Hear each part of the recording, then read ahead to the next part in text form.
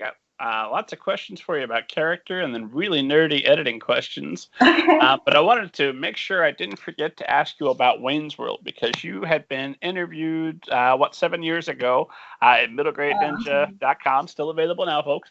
Go check out that interview. And you said at that time you have a very special place in your heart for Wayne's World that you couldn't describe in words, but that was a written interview. And I thought maybe now that we're talking, I could give you the opportunity to expand and say what Wayne's World means to you. So I don't remember the context of the question, other than it's just like, what is your favorite movie? It is not my favorite movie, but it's just the movie I've seen the most times. And it's just like the movie version of comfort food for me. I saw it when I was too young to get all of the jokes. So I've seen it a lot since then. And I'm like, oh, that's like, why did I think that was funny when I was 7? I should not have thought that was funny.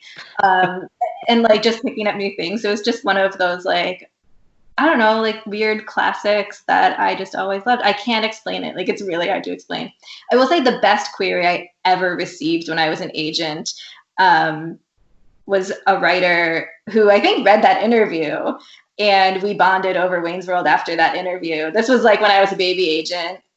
This was a long time ago. And she queried me using only Wayne's World quotes. I don't know how she did it. Like, I got a sense of what the book was about. And like, she like wrote a normal query after to like say what her book was actually about. But she like, the whole query was Wayne's World quotes. And I was just like, I'm so impressed by this. But yeah, it's from that interview. So I have you. Wherever you are out there, Ryder, you're welcome. I'm glad that opportunity was available for you. It's fantastic.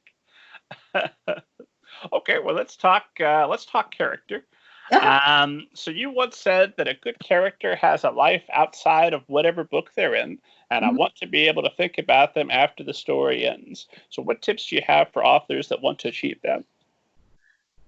I like when I do, writing workshops every once in a while. So some like an assignment I like to give is write your character in a scene that is not in your book, and preferably not even in the same genre as your book.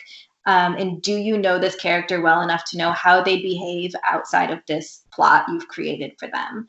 And that's usually like, that's the easiest way I could explain of what I mean by that is, give them a life off the page.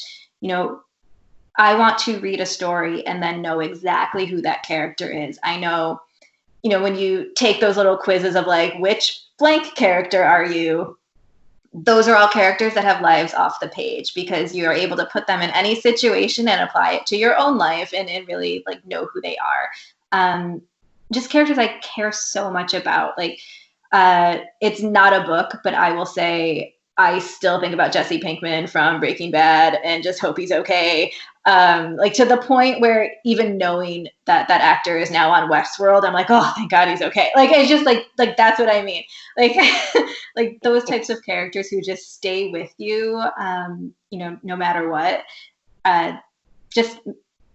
Someone you can connect with just emotionally. And how amazing was El Camino, the Breaking Bad movie? I know! But I was nervous the whole time. I was just like, please be okay at the end. Please be okay. I think that was one of my 3 favorite movies. I think it was last year it came out. My wife and I, we went to the final episode of Breaking Bad, and it was in a movie theater that had been converted to a restaurant. So we watched it on the big screen. And she was heavily pregnant. She was bitter at the time because they had all these blue meth drinks and fancy drinks available, and she couldn't have any of them. We had a wonderful time, and then we just had this hole in our heart until El Camino came. Like, oh, thank God! We get to it was like reassuring. Like that's the character that I just like.